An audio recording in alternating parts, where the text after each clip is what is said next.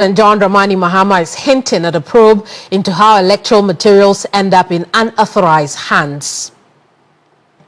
He's been speaking about this matter at the post-election dialogue, election evaluation dialogue. I want to show you what the president has been saying so far real quick, because it's a really important matter.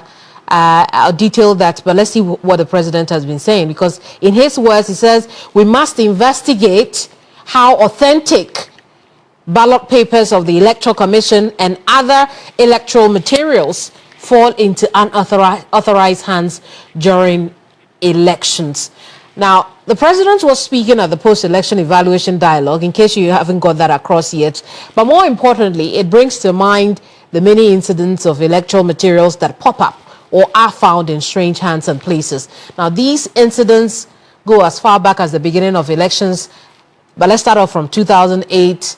The most concerning one, however, could easily be the last elections of 2024, when thieves broke into the secure storage facility of the Electoral Commission to steal biometric devices, or when some devices that were supposed to have been destroyed were seen in possession of individuals in the eastern region. There are at least half a dozen of such incidents of thieving, stealing of electoral logistics, being in the wrong hands at the end of the day in certain circumstances, impacting the election or attempting to impact the election.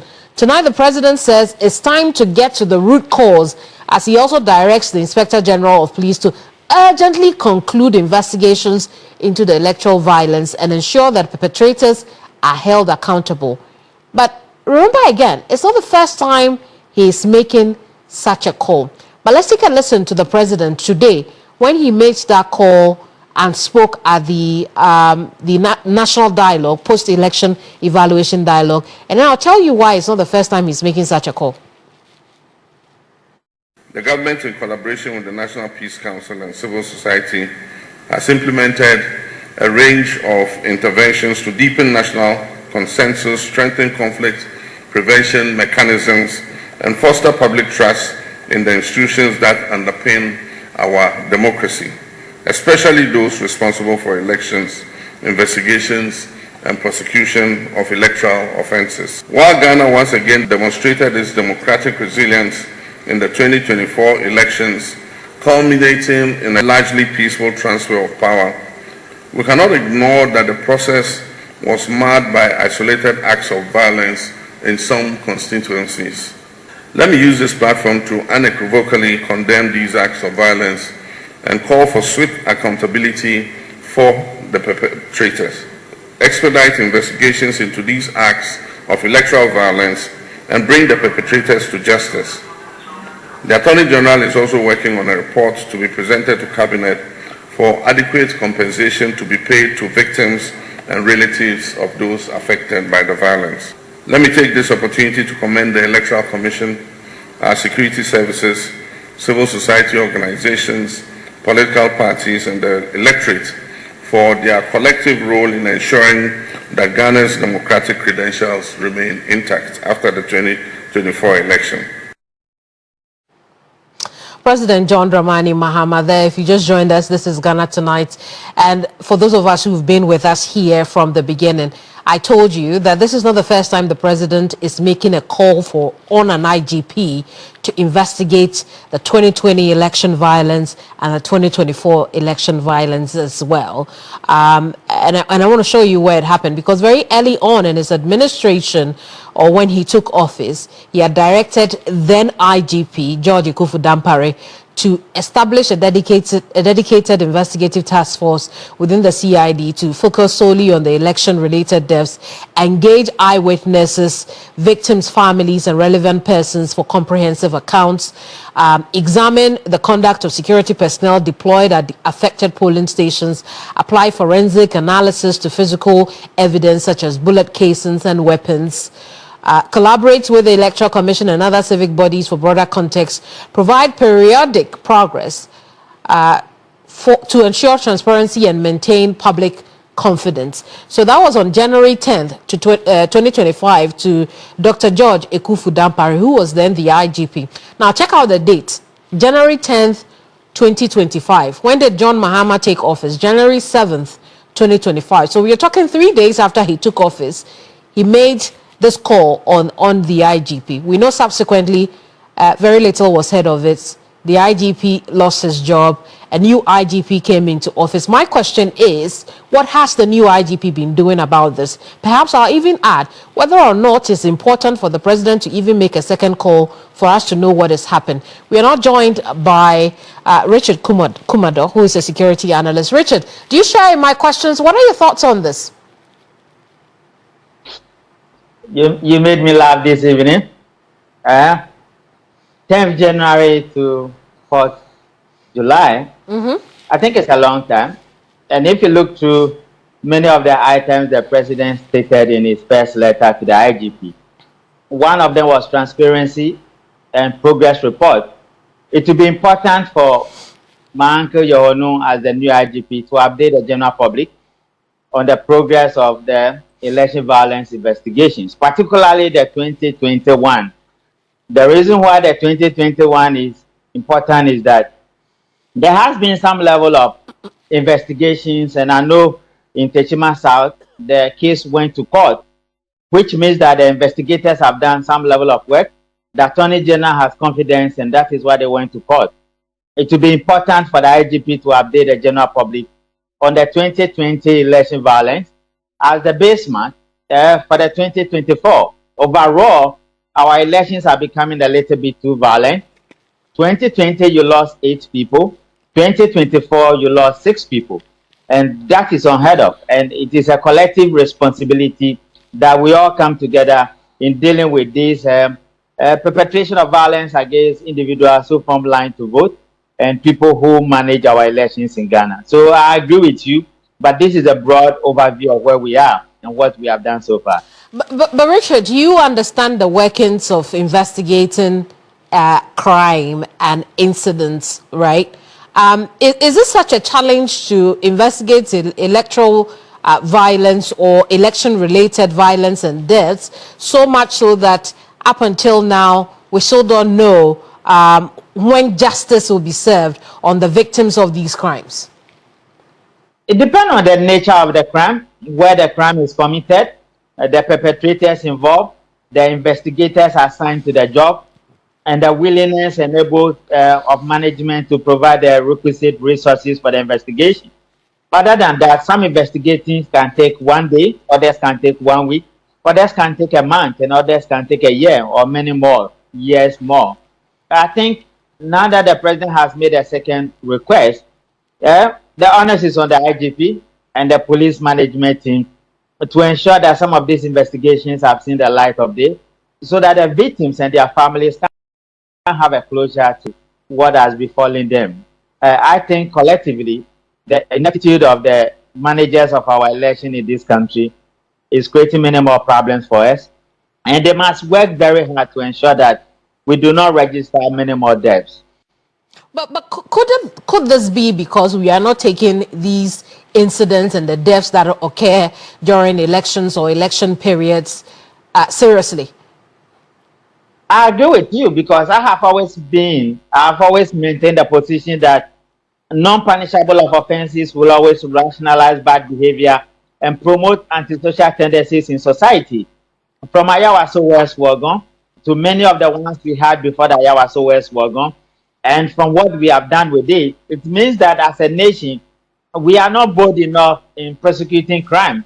And once people know they can commit crime and get away with it, or use political cover to cover their crimes, and we are only interested in going for the small boys and girls who steal plantains and overlook many of these heinous crimes, it becomes a motivation, and it provides the premises for others to do the same. We are talking about Ablekumanov elections that have not been completed up to today. And we are talking about Tema Central, we are talking about Damango, we are talking about Insawam and Simu and Okankwe South, Okankwe North, and many of the challenges we had. It should be a learning time, and it should be a learning curve for everybody who is involved in election management in this country. Investigation is key. Prosecuting the people and serving as a deterrent is also key. I will agree with the president, it has kept a long time.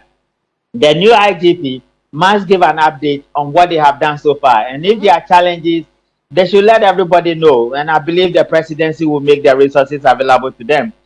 Together with that, I also want to say that the BNI must get involved and work together with the police in unraveling the perpetrators and make sure that they are brought to book. And that is the only way we can serve deterrence. Other than that, it's becoming one of too many in this country where people die through elections, which is not too necessary at all. Indeed, I mean, it leaves us wondering whether or not Dampare's cold case team are still on this matter, investigating, or it's as cold case could be, and that's why we are not hearing anything at all. But can we truly have a post-2024 election evaluation if we do not get to the bottom of these crimes? Definitely not. And I wish the report on the evaluation will be made public to the general public again. You remember before 2024 elections, they went to sign a peace pact at the head office of the Ghana Police Service. Some of us were of the view that what is the outcome of the investigations of the 2020 elections? Nobody said anything. What was the benchmark for the blueprint Dampare brought out? Those should be the basis, and the families should be heard, and they should be educated, and there should be upgrade or updated version of what has happened. Nobody said anything. We went ahead and signed the peace pact, knowing very well that the peace pact has no legal background and there's no legality to stand on. And we went into election and 6 people died. And we keep covering it up. It means that we are either doing it deliberately, or we don't know what we are doing, or there's no punishment and there's no accountability, just as it is common to many of the things we do in this country. I think the president must stress the point again, even though he has done it the second time, and make sure that we follow up to see what is the outcome of this evaluation and what role has the police play in terms of investigation and prosecution of these crimes we are talking about. If there are difficulties, let the BNI get involved, let the Attorney General make the available resources available to them, and let them investigate these cases. Otherwise, it's going to be a dent on our hands, and people have blood on their hands, and they need some closure to some of these matters, particularly the victims and their families. I see. This is not the only matter of concern to the president. And I want to show us again what the president has been saying on an equally crucial matter. And Richard, perhaps you want to listen to this one as well, if you haven't already heard. He says we must investigate how authentic ballot papers of the Electoral Commission and other electoral materials fall into unauthorized hands during elections. Very important call. I've already been outlining what we saw in the 2024 elections. And, to be fair to the leader of the Electoral Commission at this time, it's not the first time that we're seeing this happen, but it is under the regime that we have now, the Jean Mensah-led Electoral Commission, that we've seen at least half a dozen of these cases. Very, very, very significant cases happening. And again, I'll go back if you didn't hear, the stealing of those devices from the secure storage facility of the Electoral Commission. Remember that biometric device also that was seen somewhere should have been one of those allegedly that were destroyed, but it was in the hands of somebody. It's unclear what could have happened. The broken seal also on ballot papers that were being transferred. And we saw a whole host of them in the Volta region and many other regions where ballot papers were in the hands, authentic ballot papers, so to speak, were allegedly in the hands of unauthorized persons. And Peter, I come to you, Richard, I come to you with this, right? Because you recall that when that secure storage break-in occurred, the Electoral Commission had told us, look, we have handed whoever it is to the police. But how quiet it has been, hasn't it? Yeah, definitely yes. I follow election in this country from 1992. I am the founder of the Independent Election Security and Compliance Watchers. We are interested in compliance when it comes to procedure and processes and security and the overall management of our election. If you look at where Madame Charlotte Osei took over from Papa Farijan, the difficulties we had in the days of Papa Farijan, Madame Charlotte Osei opened it up and brought in some level of innovations. Unfortunately, she didn't last. I am of the view that these current election managers, Madam J. Mensah and her colleagues have not been fair to us in terms of their conduct and how well they have managed the electoral processes in this country.